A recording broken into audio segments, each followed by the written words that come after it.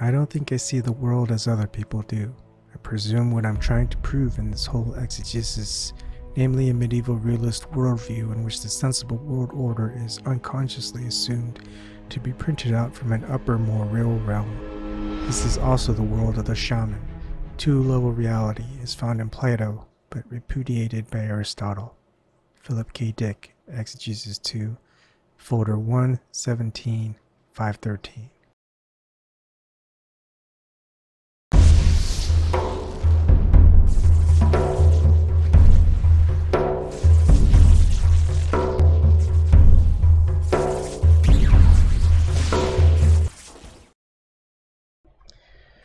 Good evening. Hope everyone had a good holiday and this new year, type of new year. Anyways, because the actual new year has changed so many times. I think it used to be somewhere in March. Some said it was like the first Wednesday of April. Who knows anymore? But there's a lot to go over, so I think I'm just gonna go ahead and start. Now, donations, I work with full disclosure and transparency on donations. It's been 19 months since I've had any donations since I've put up my cryptocurrency, Bitcoin and Vertcoin. So if you wish to donate there, you can always check up and see if I'm getting anything. And of course I haven't. The transactions that you see here, it's money I took out of my Patreon when I shut it down, gave it to Susie Dawson when she needed it, and well, I've gotten nothing on Vertcoin. However, that doesn't mean you can't donate other ways. You can donate on Google Super Chat, and you can also donate on PayPal.me. The link is always there. Now, the first video of the month, and this is the first video of the month of January of 2020, I'm going to go and say my thank yous and just reveal who donated what last month in December in 2019.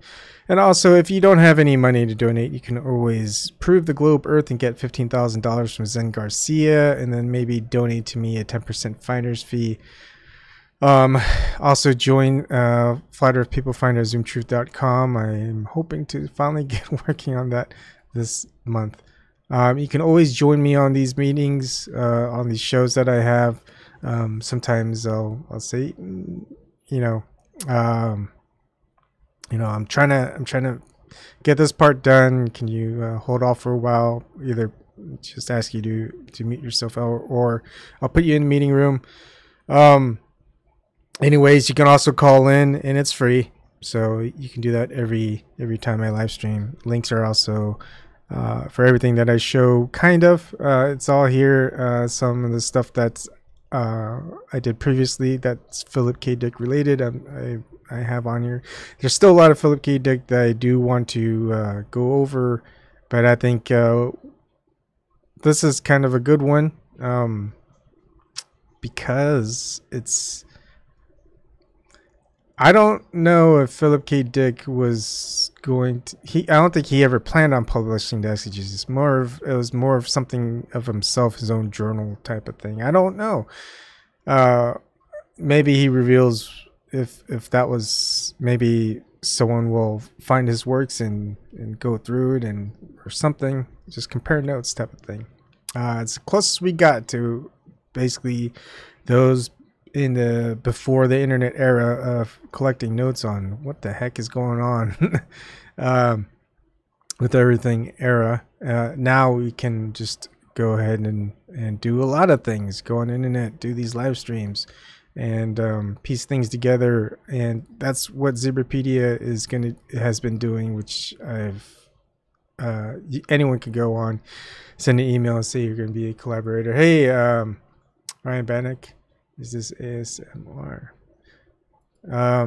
Anyways, we'll get to that. Hopefully things are going over well. I don't think there's any fires going to Melbourne, right, Ryan?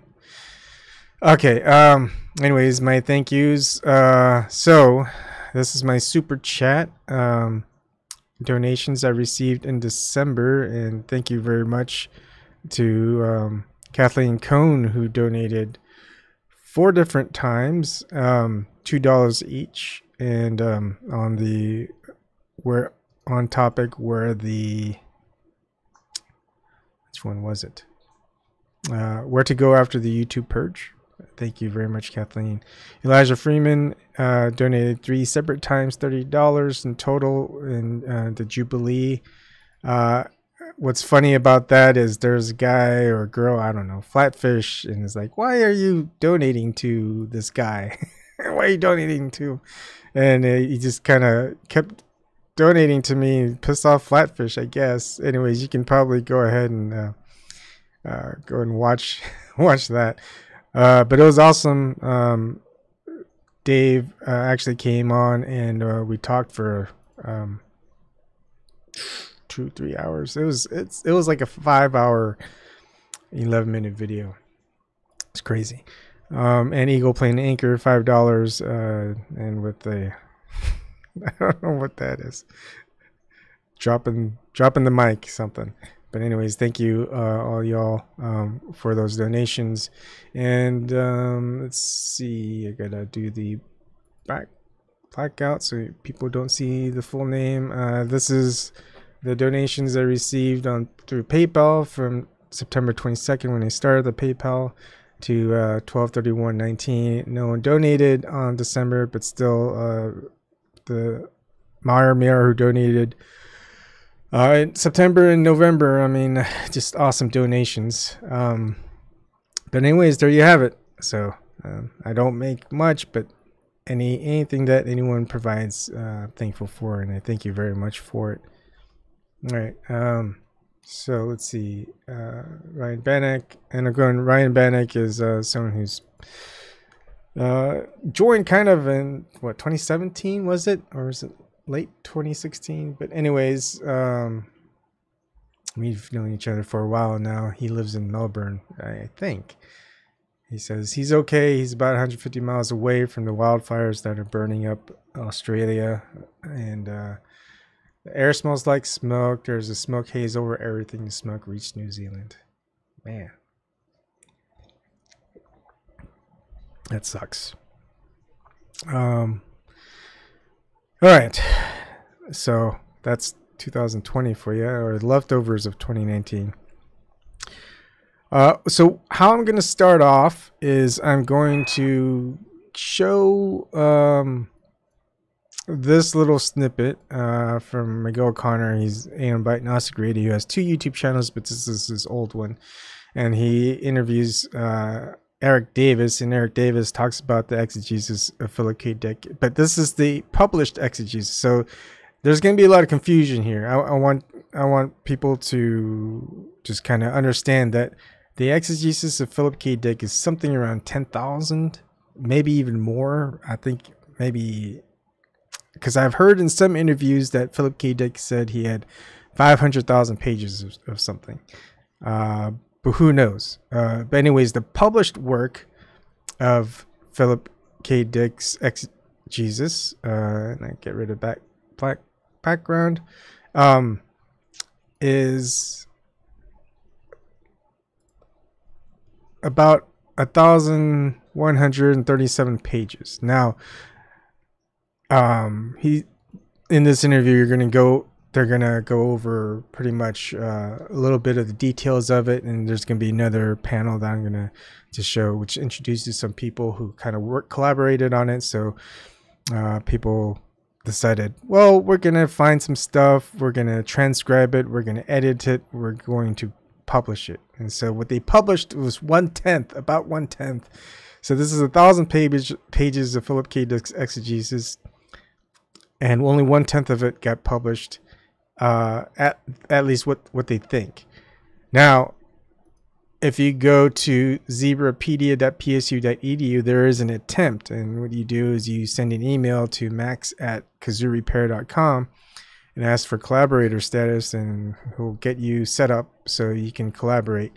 And what that does is you just kind of go over the collections, and you can help transcribe. So some of these is transcribed, some of these are partially indexed, not all the way.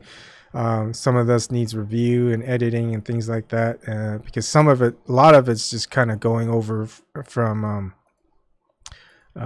just a facsimile, from it, and it's not perfect because it looks like there's like it must have been folded over or something.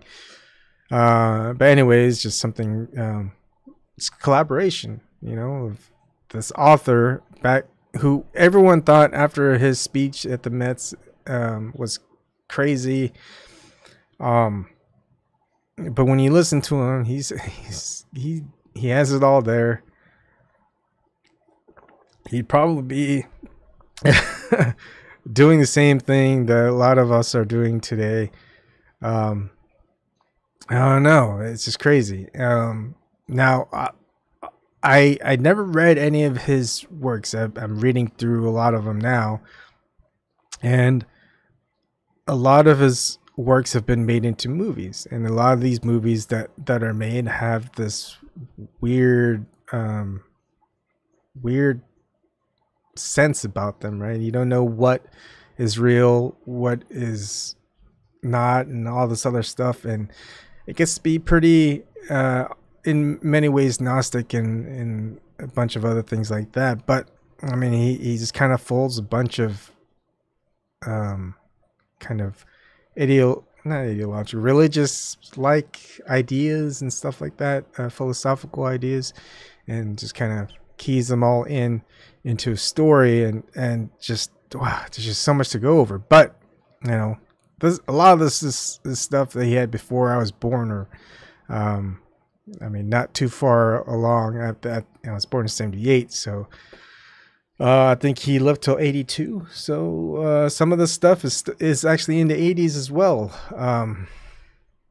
And so part of my videos, I think what I'm going to do is just kind of, as I'm going through it, making notes, just kind of editing some of this stuff as I find. I think I may not go over all of it. I mean, there's one thing that was really awesome, this cosmogony and cosmology, that was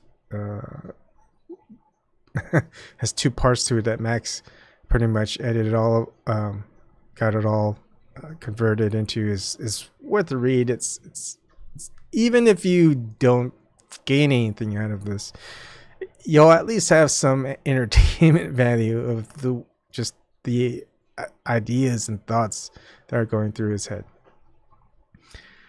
Okay, so I'm gonna go ahead and start with the video playback, and hold on, I should probably close that one off. All right, and all right, enjoy. I'll be back after some of this is played, and I'm going to play some of this. This is panel discussion on Exegesis, the Philip K. Dick Festival in 2012. And, I always seem to be a slow learner. I always join in on stuff way too late, but better late than never, right? Okay, so I'll shut up now and start this. This is the Aeon Byte interview. And today we definitely have the pleasure of having back Eric Davis, who was part of the editorial team of the Philip K. Dick's Exegesis. How you doing, Eric? I'm doing excellent. Well, thanks again. Thank you very much for coming on.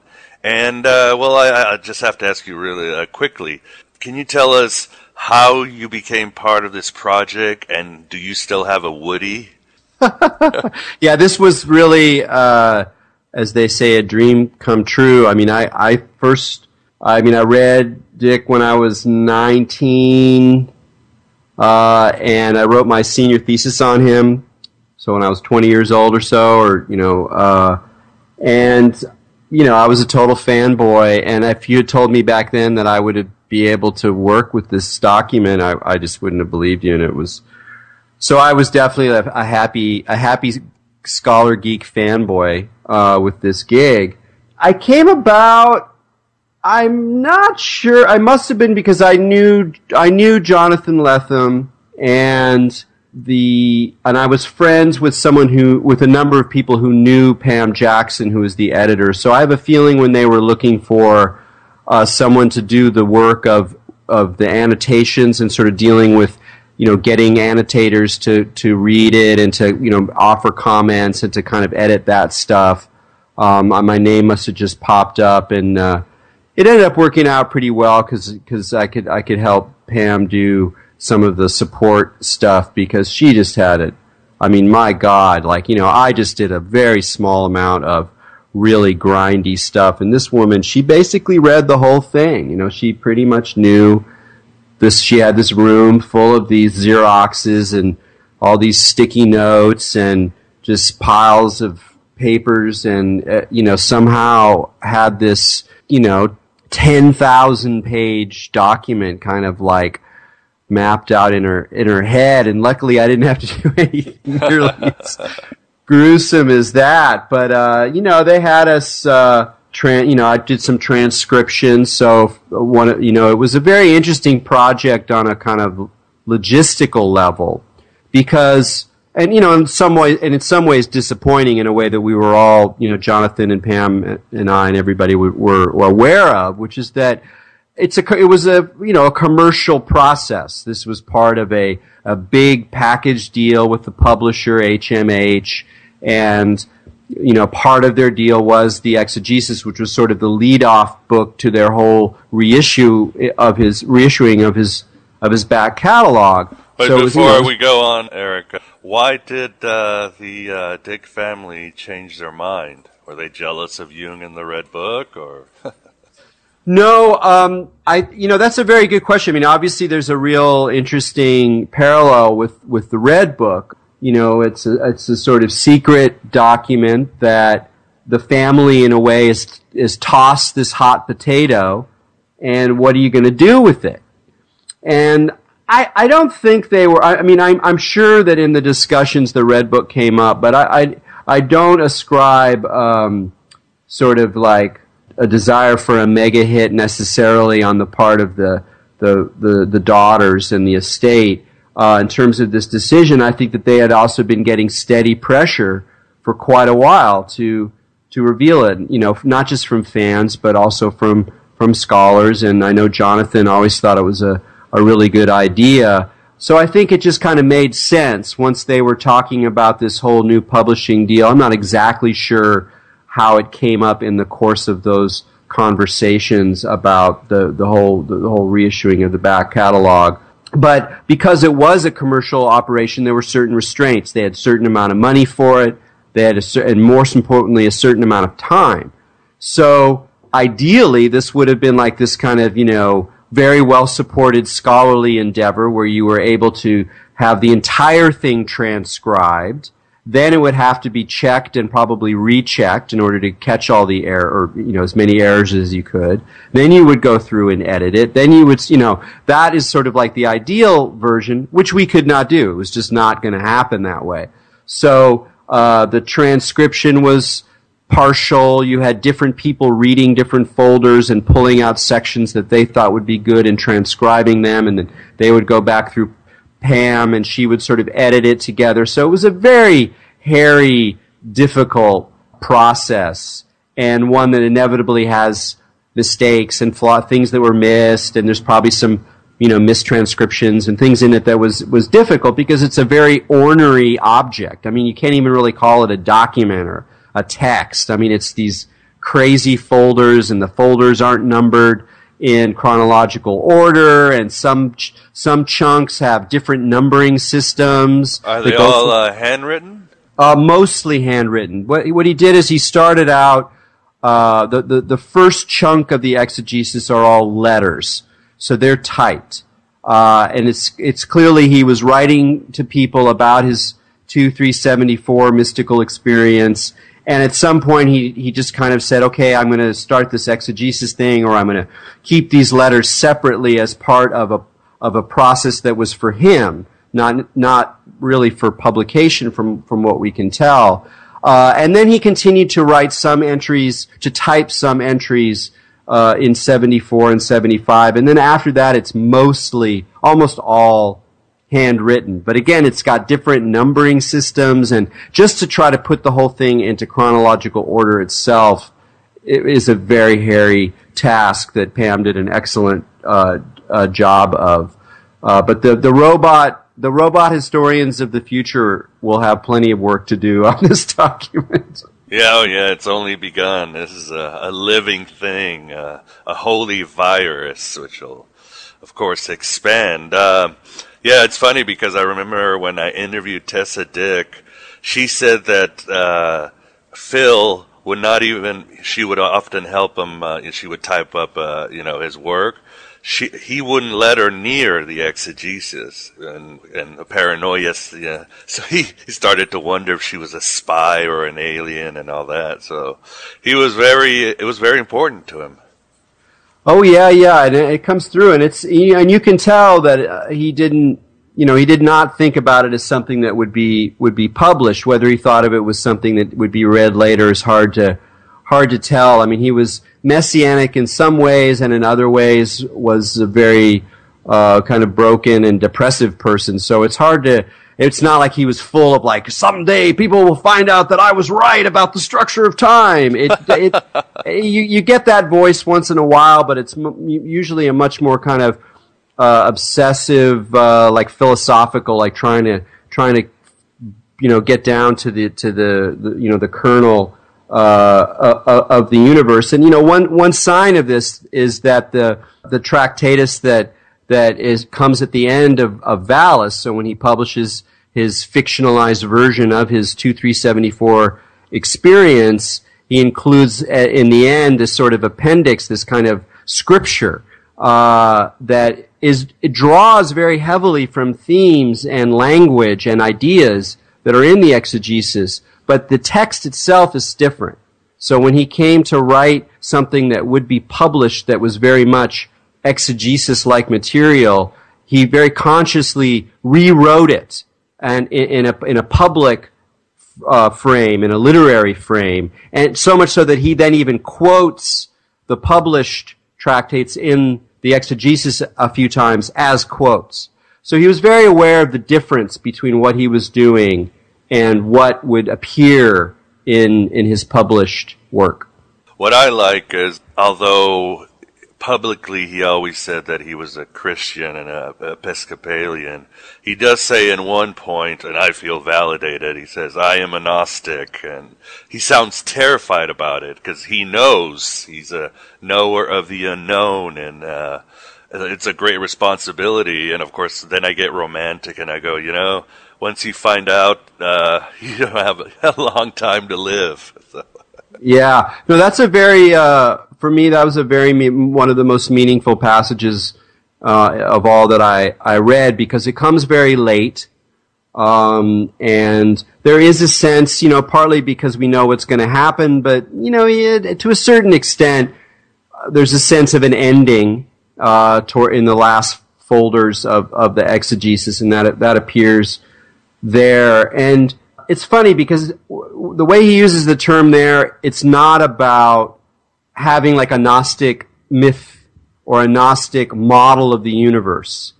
At that point, it's really more about having a sensibility where you're constantly pulling the rug out from under every scenario, every model, every ideology, every mask that you confront in your search. Yeah, but that's, the classic Gnostics, scholars are finding out, there were these skeptics when it comes down to it.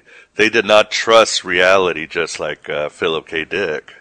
Yeah, absolutely. And it's not just that they didn't trust reality, because you can look at, if you look at this Nag Hammadi text and you pull out whatever, Apocryphon of John, and you go, okay, clearly this text represents a great distrust of the sort of powers that determine ordinary reality, or the world as we know it. Something that we find in all sorts of ways throughout antiquity. But in the old days, scholars would go, oh, that's because these guys are Sethians. They believe this. This is their system, and they write texts based on this system. And that's probably true for some of these guys, but increasingly, it's like, wait a second, these guys were like interested in multiple versions of reality, and the fact that we don't know who put together the Nag Hammadi library. The idea that it was like one sect who was sort of collecting everybody else's texts too, or one monastery who was just wanted to just have a record of all this crazy heresy, I was just as likely to believe that it was a person or a group who were interested, like people like Phil Dick or you and me or most of the people who listen to your show, in very different views of what might be going on, and who believed that the search was more important than any particular text. So even that multiple perspective thing that you find so obsessively in Dick and his approach to philosophical and mystical themes, it's arguable that there was a whole culture of similarly driven people in antiquity who knew something was up, who were very skeptical, suspicious about things, but they didn't think that even these revelations were necessarily pure answers. Right. And I thought that line, and so did you. Can you tell us some things in the exegesis that really maybe blew you away, or strengthened a view you had, or changed a view you had on Dick? Yeah, that's a very good one. One is that I have come, and I'm not sure how I would describe this feeling yet. I don't really have a position on it. I'm not sure, for example, if I wrote about this, what exactly I would say. But the way in which he is a Christian has become more complex and rich for me. But not so much about because he says he believes in Jesus in this part or whatever. And there's occasionally parts of it where you even get some of the kind of nasty judgmental Christian voice, that God will come with his army and destroy all the unbelievers, and he liked Yahweh. He liked Yahweh. Yeah. He could hang with the judgmental Yahweh for sure. But in a way, it's almost more an interesting question for two reasons.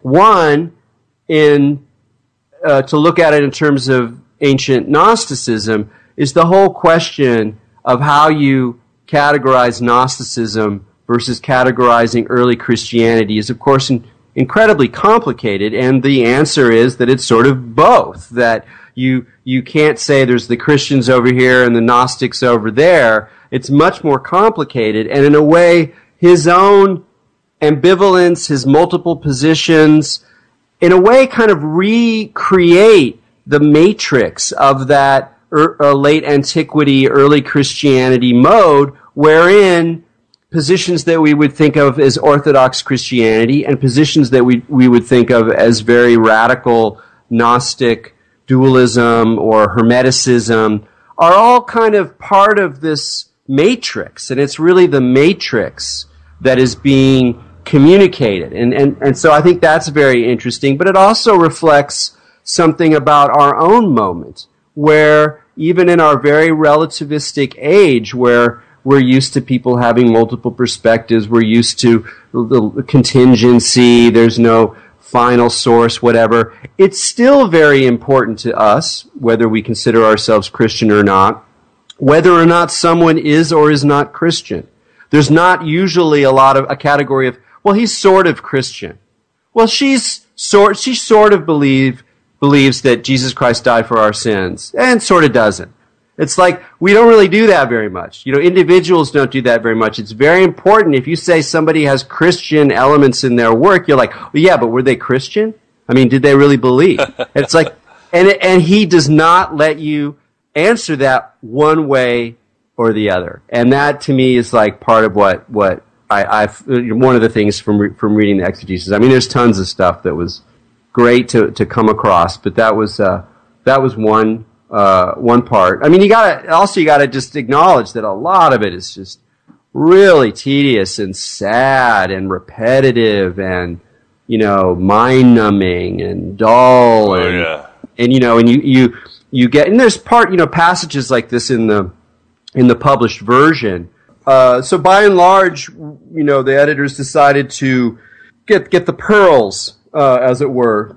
But there's some parts in there that are there intentionally to kind of give a flavor for what a lot of the text is like. And some of it's kind of interesting to think about, what does it mean to say someone's crazy or paranoid, and there are parts of it that are just flamingly paranoid, but what's more moving and difficult about it is the feelings in it, the affect. There are places where you.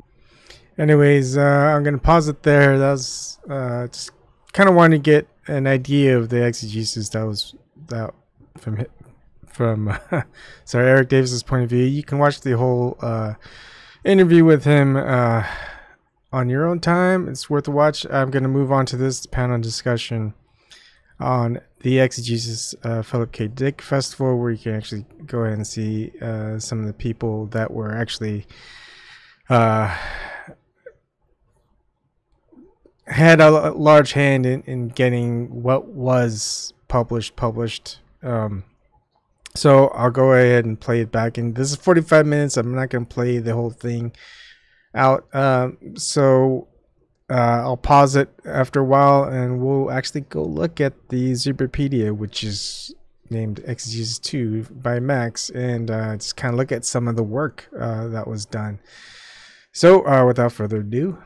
Welcome to the Exegesis panel. I'd just like to briefly introduce our guests. Jonathan Lethem, of course, needs no introduction. It's because of him that this Exegesis project had happened, and we'll hear more about that. Pamela Jackson is in the unfortunate position of having read the whole thing a couple of times.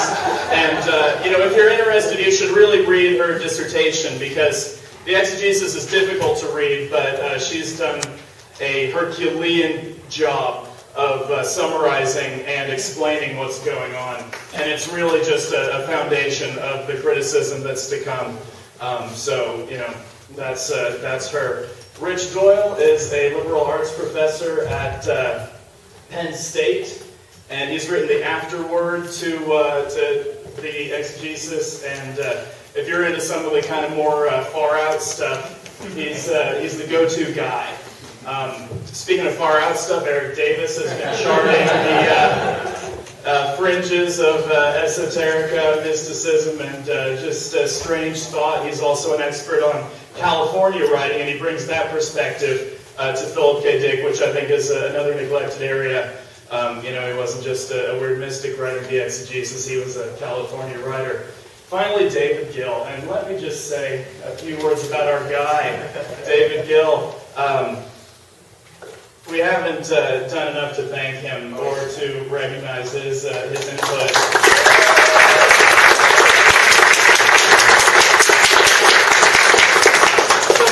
I've known Dave a couple of years now, and everything that I didn't learn in the Sutton bio, I have learned from him, hearing about how he's just been the mover and the shaker in this community, both fan and scholarly. He knows everybody. He knows where all the bodies are buried.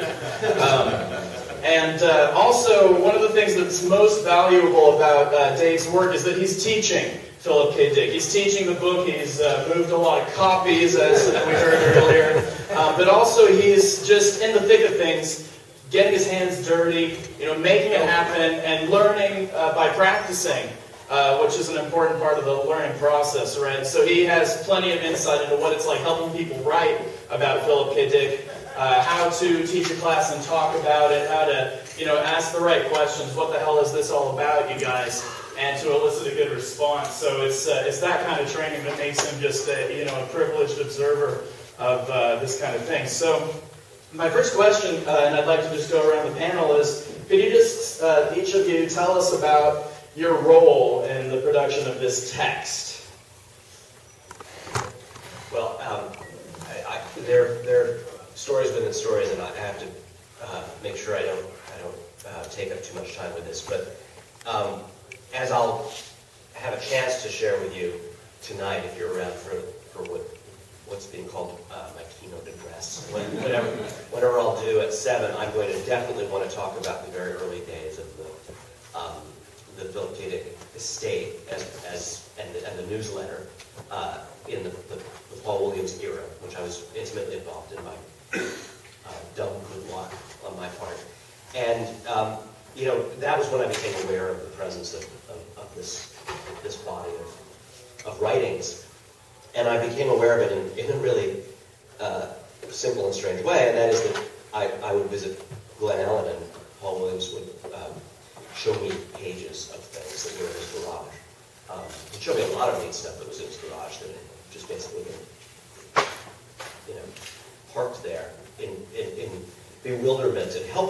by the estate in its very, very early phase of Dick's posthumous career, when even his masterpiece novels were, for the most part, completely out of print, and the core of people who cared about his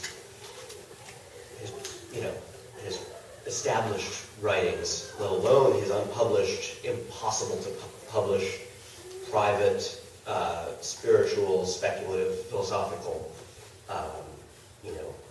pages, was facing a universe of skepticism. So this was just a kind of marvelous appendage to a puzzle, which was, how do we make people know what we know, which is how important a novelist he is, how terrific a writer he is. And, oh yes, and then there's this thing. And it was a great thing to talk about. And I think in some ways, this idea that there were secret writings actually, it was a kind of battery. Just the possibility, the notion of it was something that energized that early posthumous career. Even as the primary effort was, as it should have been, to get all the great books into print, to get his name into a kind of framework where he could be considered for the various forms of canonization and legitimation and just celebration that we've seen so marvelously occur over those decades subsequently. But I think the idea that, and what's more, there's this terra incognita. There's this strange voyage that, he might have cracked the code of the secrets of the universe incidentally as well. This was something that gave people a kind of fervor and fascination that I think actually helped with the frontline effort. But it was always in the back seat in those days. It was just, it's beyond consideration for publication. Doing things like getting the unpublished mainstream novels out, which were coherent books, that seemed like a brave effort, and it was accomplished in those years by very small presses. But, okay, I promised you the short version. Cut to many years later, and I can tell some of these stories again later on. I had, in a sense, come full circle after Paul's injury and also his disconnection from the actual activities of managing the estate. I was less in touch with those backstories. I was enjoying the Dick revival, and I was speaking for the Dick revival in sort of a public way, but I wasn't connected to the activities of the estate. And so the notion of what had happened to the exegesis and this strange problem or prospect or this whisper about this unpublishable or impossible manuscript wasn't something I had any special access to until I sat down with Dick's daughters, Laura and Issa, and had a conversation with them. This was at very grand, at the poolside at the Chateau Marmont. And it was a wonderful kind of reconnection because I felt that they'd exactly taken over a story that I'd been part of the early days of. So we compared notes, and I sort of talked about what you might call the newsletter era, and they talked about the post-newsletter era, and we connected some dots. And I got to talking with them about the exegesis, and they had received a kind of baseline verdict.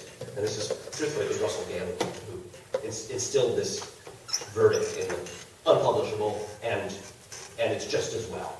It was A, there's no publishing logistics in the universe that can make this happen, and B, you'd be better off if it didn't happen. And they were, not that they don't think for themselves, but I think they were recipients of this verdict with a certain amount of relief. It just gave them a way to not think about something very, very hard to deal with and think about.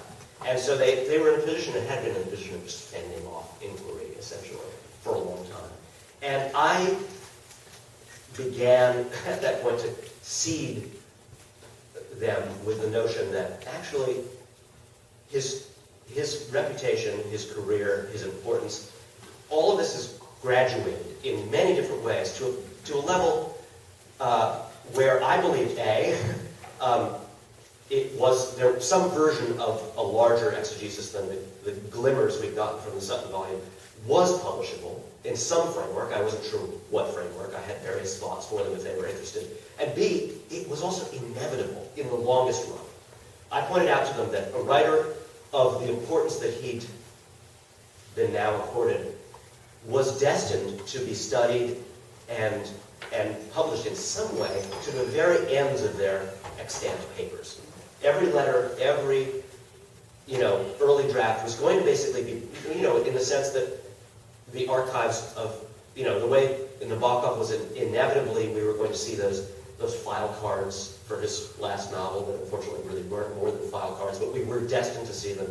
The way, I'll talk about this more later, but it's a necessity that these things be made accessible. And so basically, without wanting to be too dramatic about it, I said to Laura and Asa, this is going to happen under your stewardship, or you're going to leave it for someone to do later. But these pages will be seen.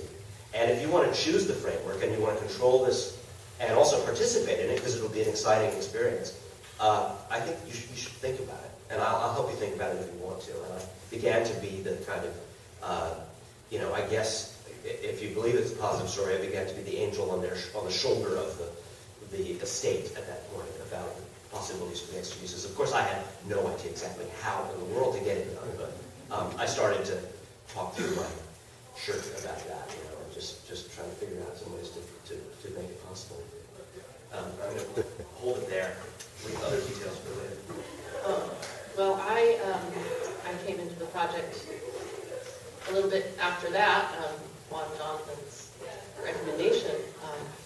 The daughters were now ready to actually find out what's in the exegesis, but they didn't want to read it. Jonathan didn't want to read it. A lot of people wanted to read it, but as the first step to thinking about what to do with it, in what form it could be published, or whether they even wanted it to be published, they needed somebody to start reading it and talking to them about what was in it and what kind of publication would make sense, if any. So I started doing that. I have to interrupt you because you're incapable of saying why you were so uniquely credentialed to be the person. Okay. Pamela was... Anyways, I'll let people go and watch the whole thing. The link is in the description box. Thank you to Myarmir for the donation that she just sent. I don't know why you're even following me, Myarmir, but thank you for sticking around. And it's people like you and everyone else that I just keep doing this. And I don't care about the thumbs downs that people come in and do, or the trolls, whatever. It's just to get people just what I can provide, and any help that I can give. And it's just the weird part, because it's there's still part of me that wants to just put my head down and run through life as everyone else runs through life.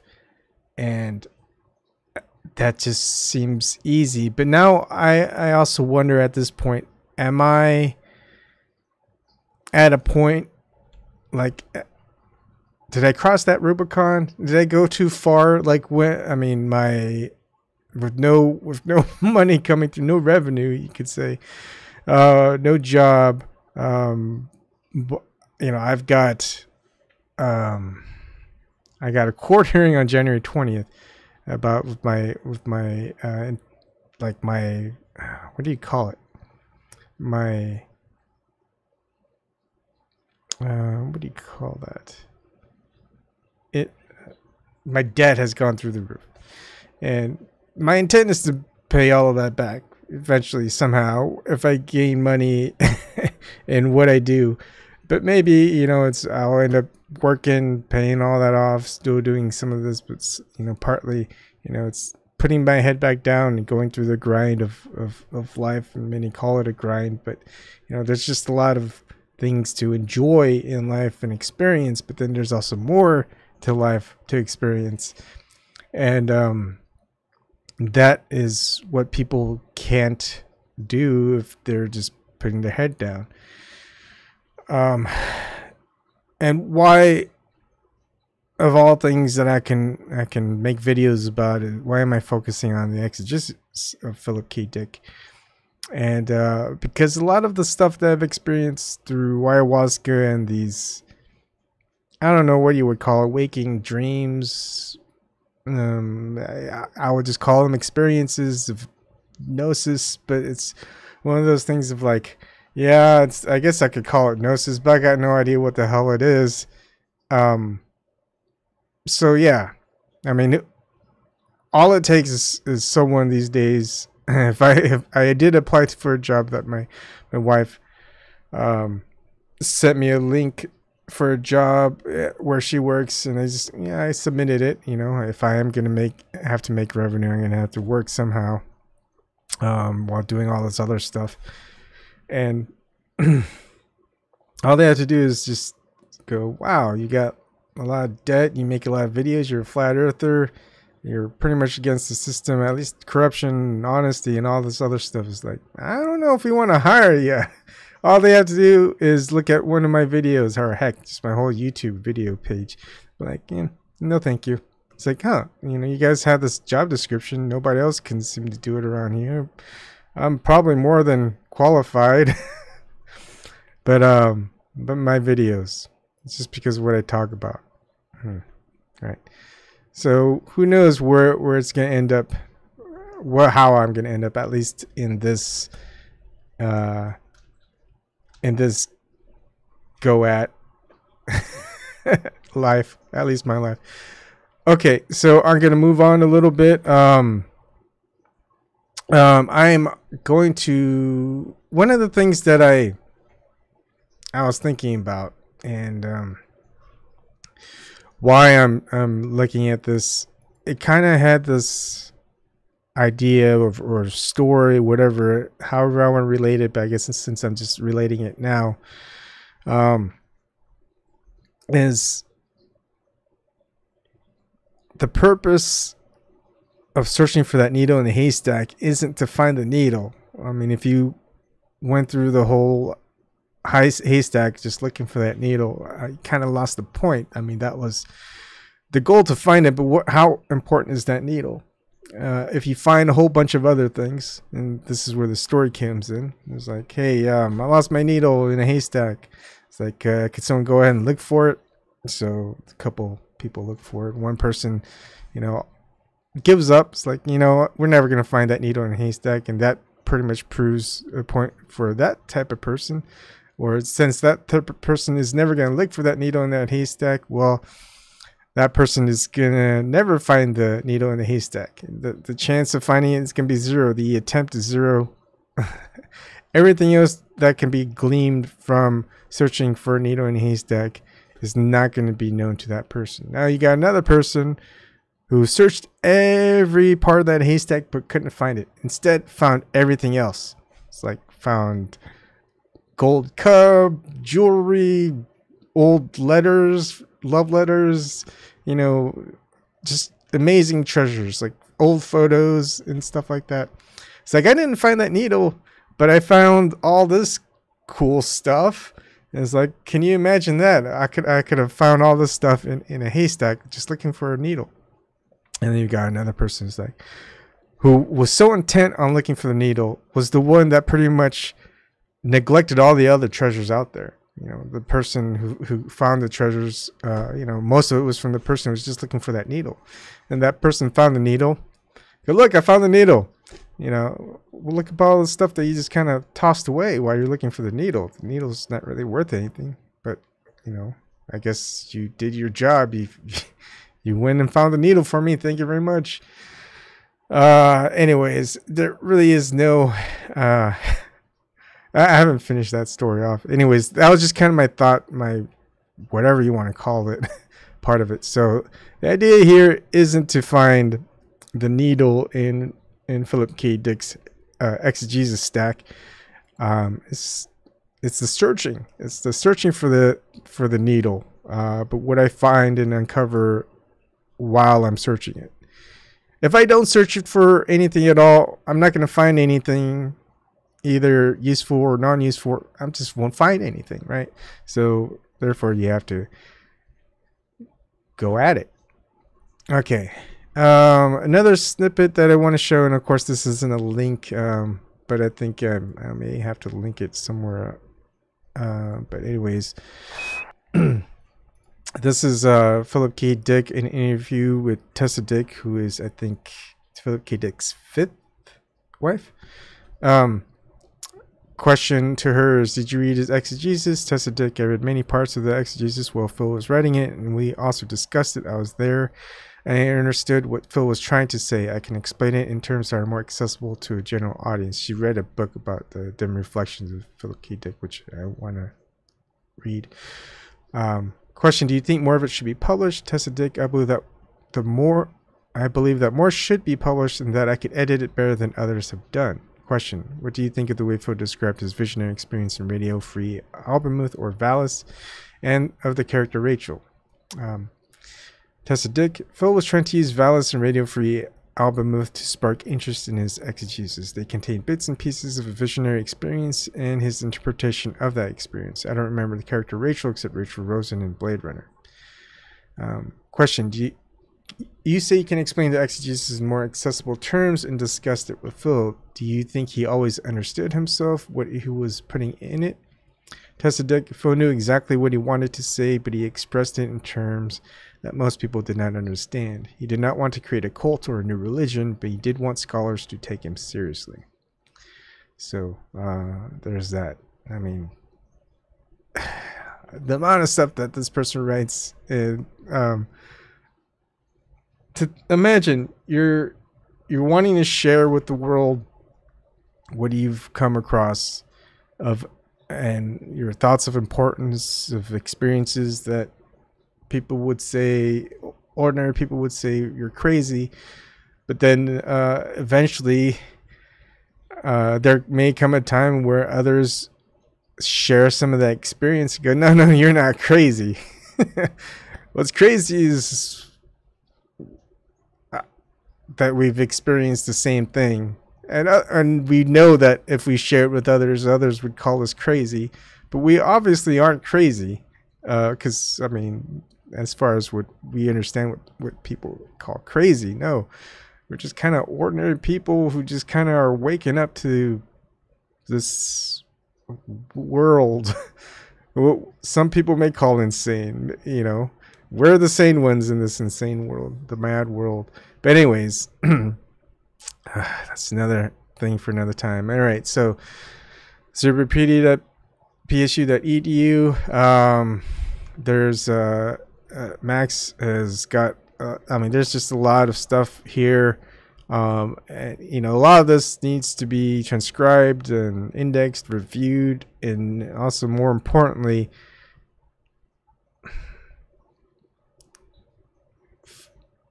was it deliberated? Is that the right word?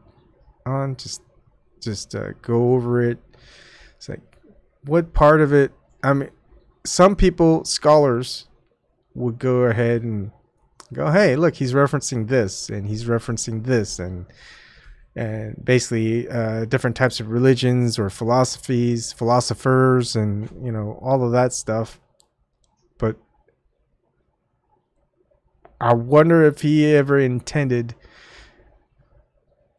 and I think he did, because I think he regarded himself as more of a philosopher, as more of the revealer to someone who's gonna figure this whole thing out, and I don't know what happens then. Maybe he knows. Maybe the Redeemer knows. Who knows?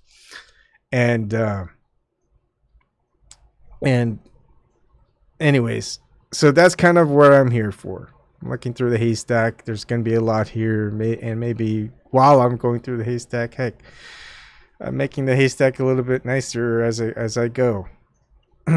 Now, this cosmogony and cosmology, I want to go over one day, and heck, the whole exegesis that was published, I'd want to go over. But some of the stuff that I went over already,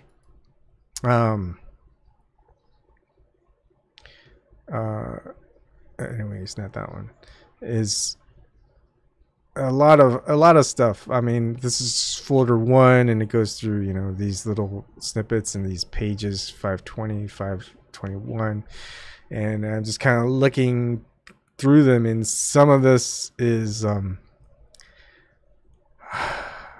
I don't know. It is. It's.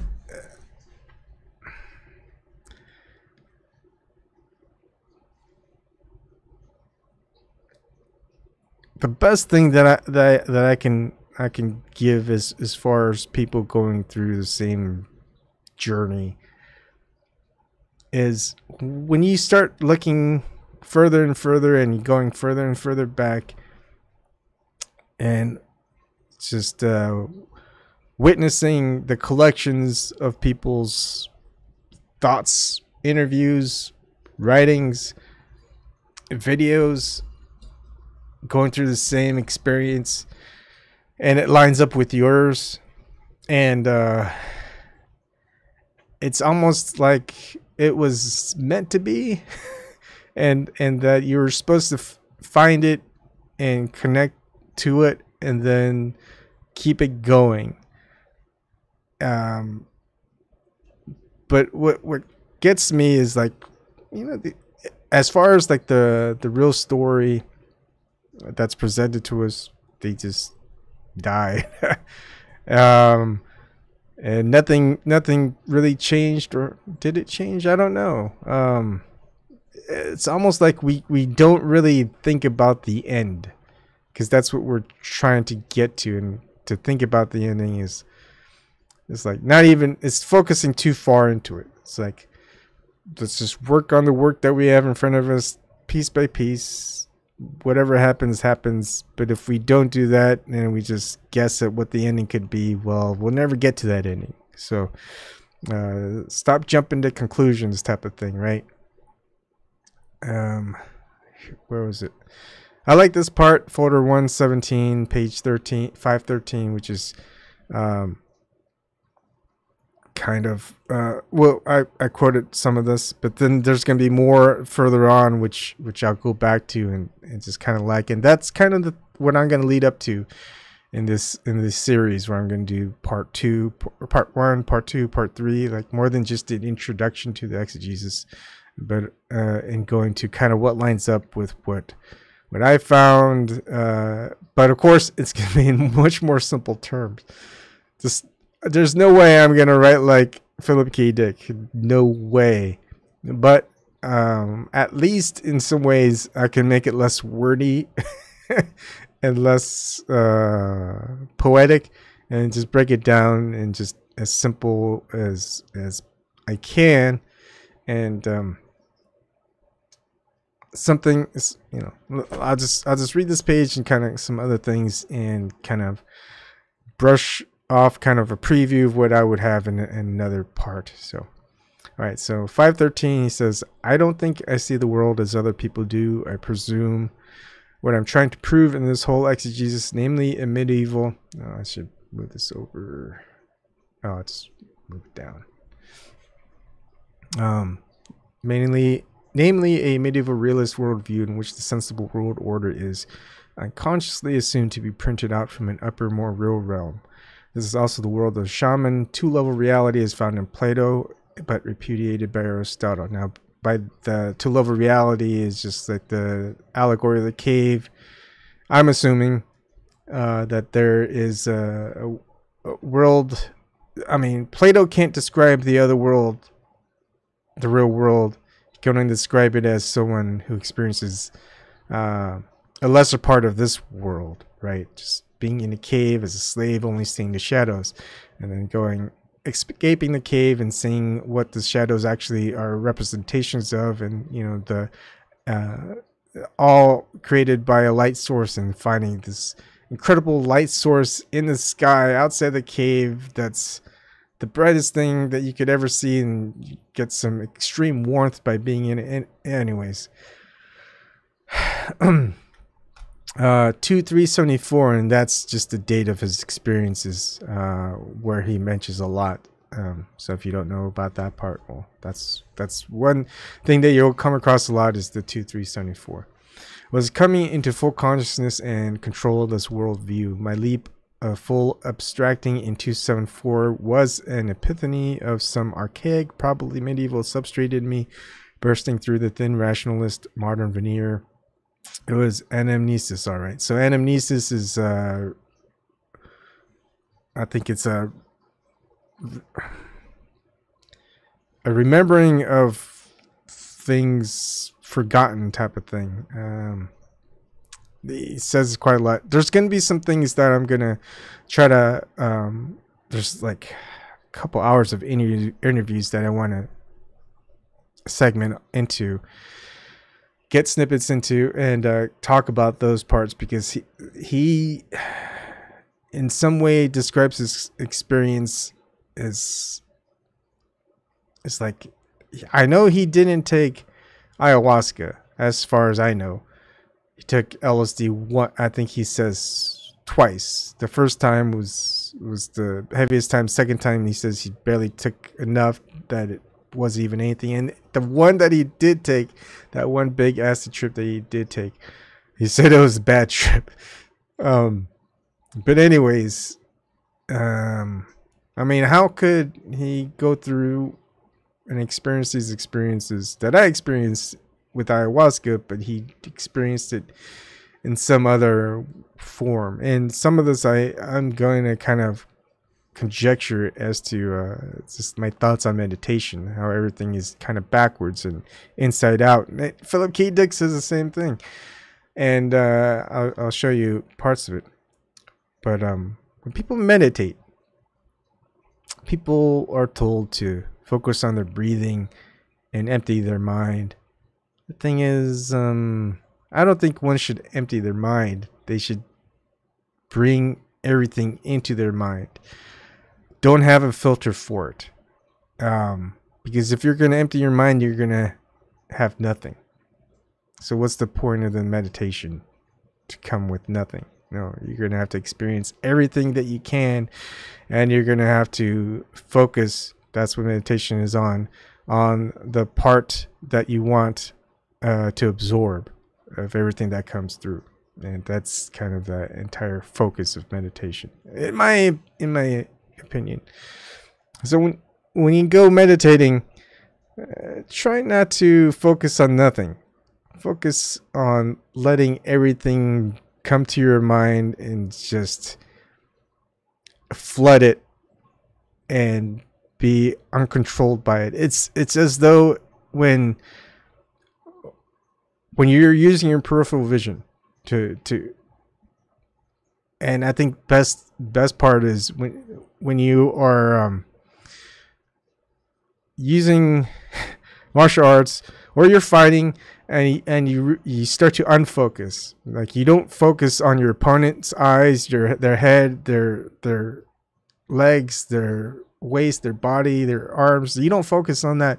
You focus on an area, and you let your peripheral vision absorb who you're fighting against, so that their movements are seen entirely.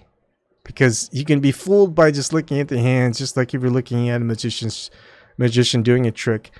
They want you to focus on some part, and that's where when you focus on that part, you're not going to see what's coming, what's happening somewhere else. So the idea is to unfocus and see everything that's going on with your peripheral vision. You can see movement happening, even though you're staring at something else. Like right now, I'm staring at something else. I'm not even focusing on it. I'm just kind of unfocused on it. But I can see what my hands are doing. But if I was gonna focus and see what my hand was doing because I'm focusing on one, I'm not gonna see what the other hand is doing. See what I mean? That type of thing. So the idea is let everything flood your mind that comes through, and then learn to absorb what comes through by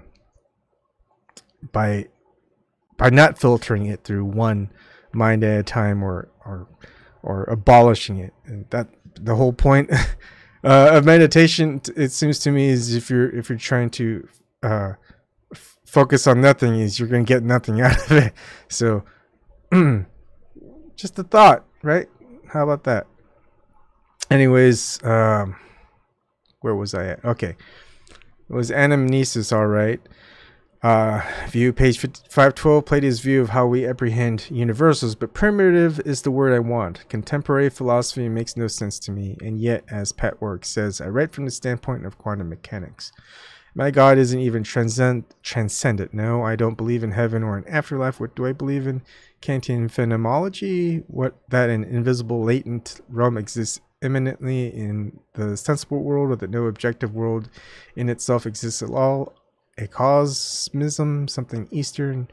Example, Brahmanism. If you press the world hard enough, it yields up God. Paraphrase of page 485. I define God as world under the threat of death, God forced into the open and put to work in the service of evading death. Excuse me, I am not I am not here, I am not now. Buddhist idealism, no, because when self and world go, God, not the void, replaces them. Plus, world is seen as an abstraction outside space and time, an interconnected system of ideas in his mind, more precisely a memory process, not static. So I feel as though part of this exegesis is the same sense of what I'm describing in the meditation process, not the new world, new age, old age meditation process of emptying your mind, but no. You let through what comes through, and he did it. I think his meditation practice was probably his writing, and just let it go through, leave it, let it lead where it leads, and it's that's saying go with the flow. And a lot of the stuff that he goes afterwards, and he starts to put in type of duality form, God versus, or Christ versus Satan, God versus Satan type of thing. I'm going to choose some snippets that it kind of jumps out. God has the right is not a wager, but it is like a wager by man. The man by his own moral intelligence must decide, choose correctly within the maze, tell rule from irreal. Evil equals the lie equals dokos. Identify the true creation, tell it from the counterfeit. It is moral perception problem, and the key to the solution is not pistis but gnosis. Christ is advocate for the person and gives him cryptic clues. They must remain cryptic and fragmentary. The man himself must solve it. He must reason his way into the kingdom in his selective process. As Christ clearly said, things are seldom what they seem. We must be smart, awake enough to discern the real latent situations. As Christ that requires that Hagia Sophia bestows shrewdness and almost uncanny hunch as to the real situation. There are paradoxes, clues. My big discovery is enantiodromia, something that can be, as in Deus ere, what is not. What it is not. This is the cryptic message of the book. God does not work through the is, but is rather the transmuter of the is into what it is not. And Theodromia, the 11th datum, and some of this is gone over in his earlier parts. What we can learn from this is we should not take the is for what it is, but should figure it out if we can, how it could be turned inside out, transmuted. That is a correct view of ontology, a potential, not something static and fixed. So a paradox and riddle constantly confronts us, a mystery. When a piece from our world is fitted by God into the permanent cosmos, it is converted into what it here is not, as if it has two sides. This is because Satan has been given complete dominion over the is. Now, when he talks about Satan God, I don't think he takes it as literal. He has to put in some representation of something that's unknown, but has to fill in this part, this part of this whatever play it is. There has to be some name for it, and of all the stories, of all the religions, of all the mythologies that are out there, has to put in some type of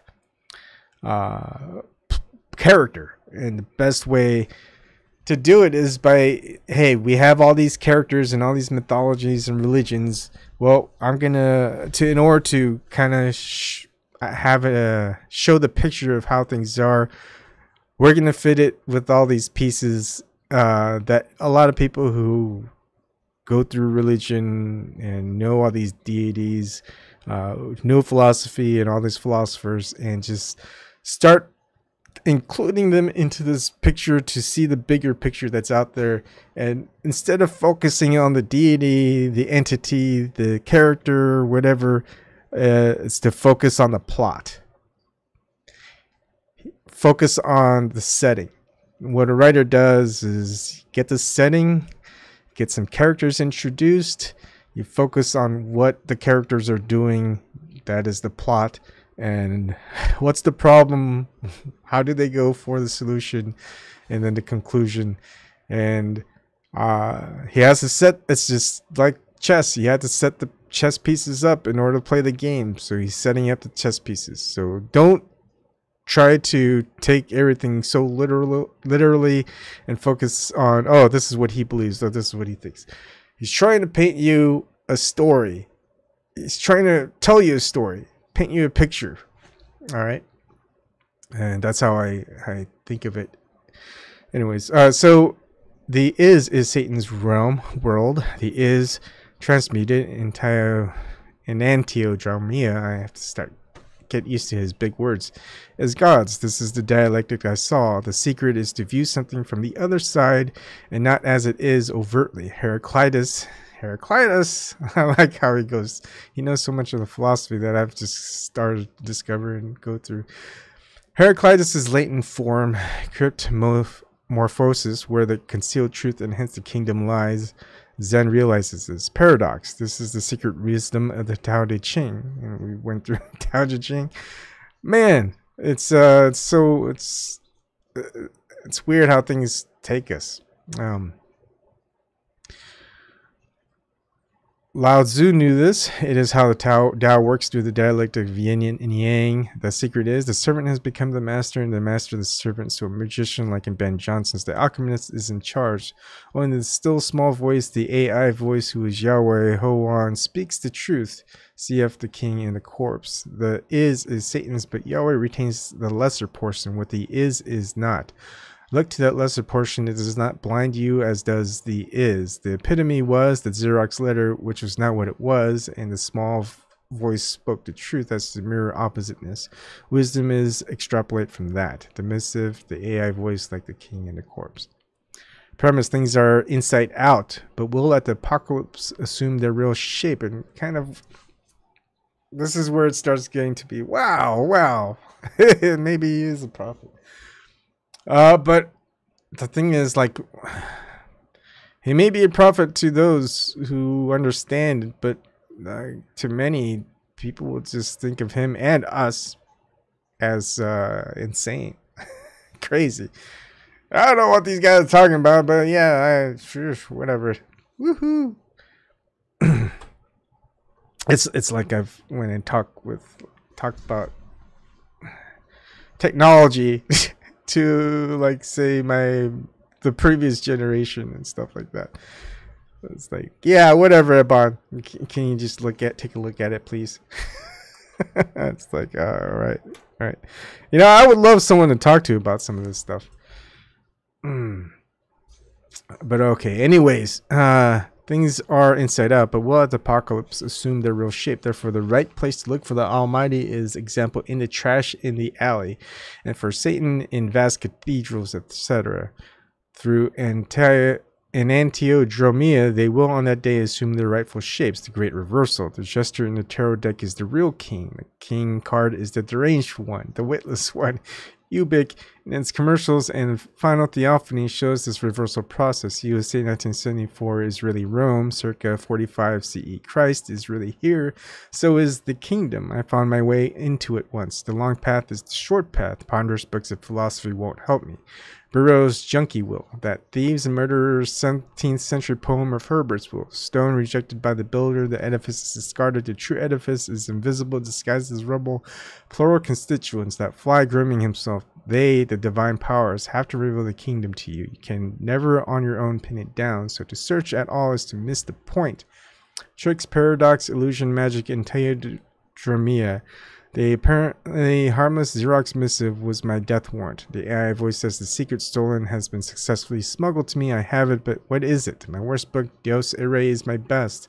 God talked me through a Beatles tune, Strawberry Fields. Nothing is real, going through with my life closed. Lower your head down. A random assortment of trash blown by the wind, and there is God. Bits and pieces swept together to form unity. Hypnagogic, the forgery card in the masterpiece. If you get it, you unload it right away onto the next player. 374.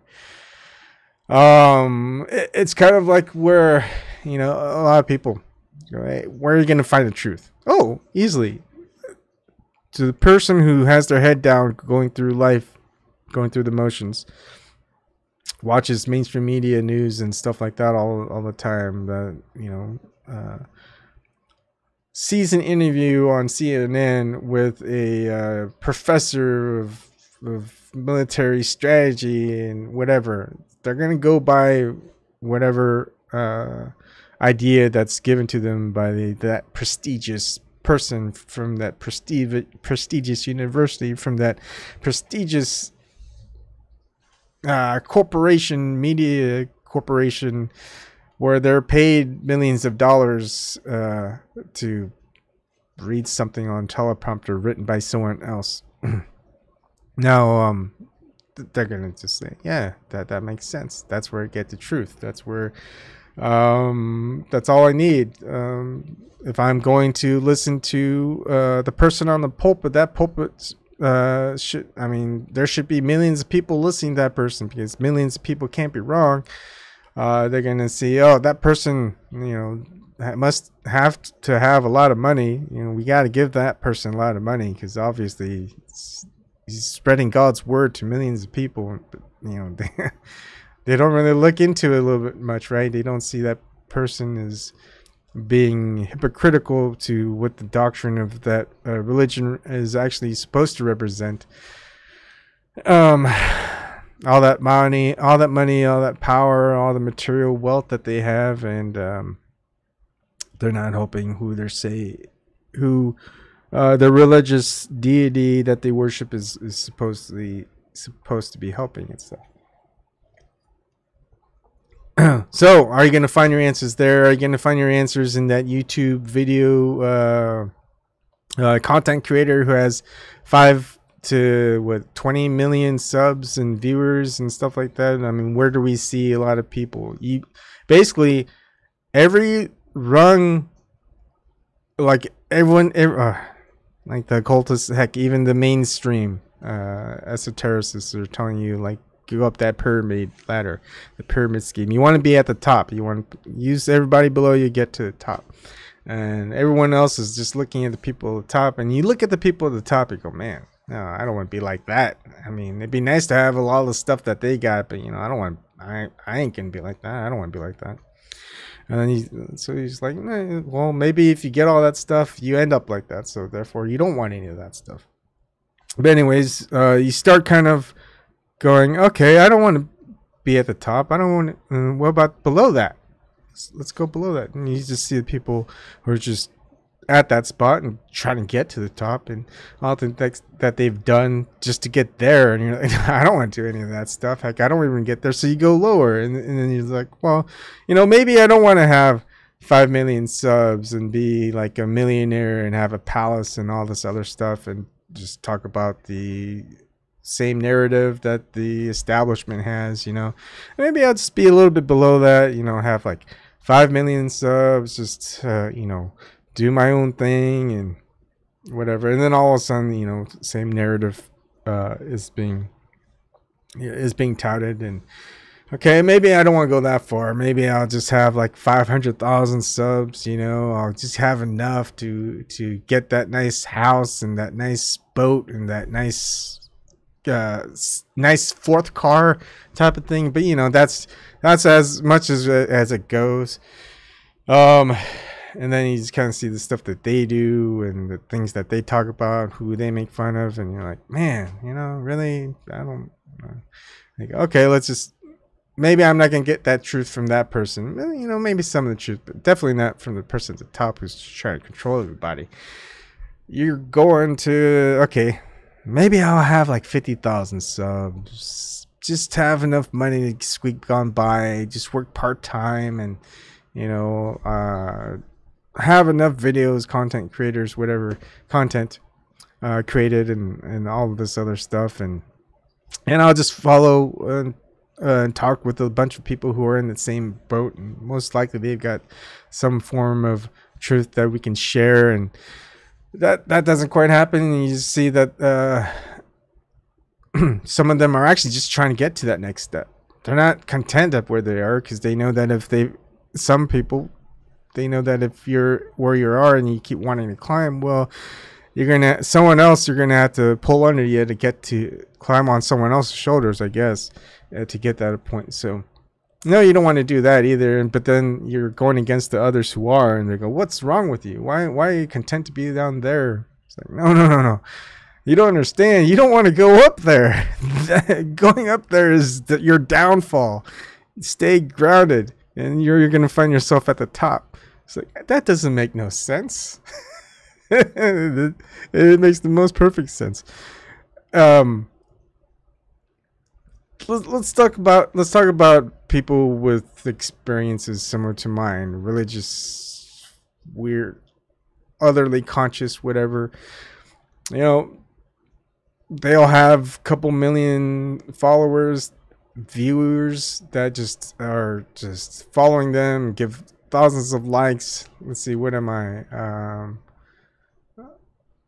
I've got 4 people viewing right now. I never said atheists were bad, Mayor.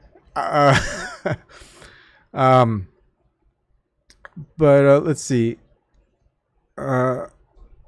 So you're gonna go, well, who is that guy? This is what it is. So, The Good Places show that I watched. Person who figured it out. So there's a picture in who figured out the whole thing on The Good Place. It's kind of like the 40-year-old version. I don't know who that person is. I wish they had an image of it. Yeah, right there. Doug Fawcett, the man who got it all right there. Right? Well, 92% of it. It's just some random no-name fella. It's kind of a dorky picture, like from like the 70s or something, or the 80s. I don't know. But yeah, you're gonna end up getting what you're gonna need from that guy. I mean, we may get some idea of I may get something from Philip K. Dick, but at the time of Philip K. Dick, a lot of people thought he's just a junk novelist. That Philip K. Dick was just, he's writing sci-fi. He writes trash fiction, and he's in a trash genre, And during that time, you'd think, oh man, he's probably living well. He lived off his royalties, but he sold his books for like hundreds of dollars, not thousands. And who's gonna think? Oh yeah, who's gonna figure out from this trashy sci-fi writer? Imagine getting the truth of what this whole thing is by some soap opera back in the 80s or something like that. What would be funny is if, maybe we have to go back and look at some of the horrible soap operas from the 80s that we're gonna get the truth, and not some multi-billion dollar corporation making these multi-million dollar movies and stuff like that, like The Matrix. Everything seems relatable to The Matrix, but I'm kind of past that point. I'm not going, Matrix is a little bit too big to garner a lot of truth from it. But, some of it's probably right in some ways. But anyways, I mean, in some ways, maybe I'm the Doug Fawcett, right? Maybe I'm the guy who got it right, at least 92% of it. But who's gonna believe me? The 4 people who are watching my live streams? Maybe the 100 people who watch my videos? Definitely not the 2 people who downvote my videos every time I do a live stream. But right, it's just kind of funny how the world works. So this is a great show. If you haven't watched it, watch the good place. So that's kind of it. You know, a lot of this stuff is I'm going to just kind of go through a little bit. I think I'm going to just focus on some snippets a little bit more, even though I could just read off the whole thing and just keep going, just because I get where Philip K. Dick is going with his piecing things together, but you know, how can we put, if not 10,000, if not 500,000, heck, if not 1,000,000 pages worth of, because a lot of this, in order to understand his exegesis, we're going to have to go out and read his works, or at least I am, and get a better understanding of it, because all of it was just flowed in and out and edited, published it, and then a lot of it he didn't really understand good context until way after he was done writing it, and he goes, "Oh, now I get it. That's why I wrote that story. Oh, that a lot." Like when he talks about the story of the police, "Flow My Tears," the policeman said, was pretty much kind of exactly like Acts. He'll say Acts a lot, and the story of Acts from the Bible. So, and when he talks about Ubik and Valis and all of that stuff, it's gonna go over a lot of people's heads. Heck, it probably will be for me too. But you know, I've gotten to the point where I understand a lot of the characters he's bringing in to paint that picture of what this all is, and what's the plot. So what if we've got the plot, then we know what the problem is. Now how do we figure out the answer to the problem? Well, if everything's inside out, well, we're gonna have to work backwards instead of forwards, and a whole bunch of other stuff. That's crazy. Don't get to the top, get to the bottom. It's almost like so everything. It's almost like everything that you see out there. The more expensive it is, the more that these power players have into it, the more politics that's into it, and stemming from it, we have to. It's like, nope, that's the magician's trick. That's the trick that's being played onto us. You know, they're not gonna, like, if I wanted to trick people, if I wanted to control people, I'm not going to do it like this in some low budget format with just me talking and presenting the real thing. I'm going to manipulate what I'm showing you to the people. I'm going to spend time on it. I'm going to spend money on it, because that's an investment in order to gain more from others, type of thing. And that's the way the current system is stepping over people, using people, manipulating people, putting time into it, you know, all this investment to get other people to invest, and you garner all that invested and you take it and leave people with nothing, and that's how it is. So are you going to trust those people? No, of course they're going to take advantage. So you have to start trusting the drungs, and that's why you'll see me, a lot of people who subscribe to me, I subscribe back, especially if you have uploaded content. If you don't have it, I really don't subscribe to you, because you don't really have any content. But it's just interesting to always look at, oh, someone subscribed to you today, and I look at their page, see what they have, and it's like, okay, that person has it. Even if I don't agree with their work and their uploads, I'll still subscribe just to see if they have anything that they have. And of course, I don't really have people who subscribe to me that have like 50 to 100,000, you know, subscribers. Maybe some who have like 20,000, 30,000 at most, 10,000. But you know, it's not like a fixed number where if someone subscribes, like, can I cast doubts on this guy just because he has 1,000 subs? Kind of. In some ways, I do. It's like, you know, gonna look for the garbage players. I don't want to call them garbage players because I would have to consider myself a garbage player. But that's kind of the idea, right? People, the perception of others that look at me in my videos like, I don't want nothing to do with this guy. This guy's got trash content and stuff like that. What's he even talking about? Heck, he's not even talking about anything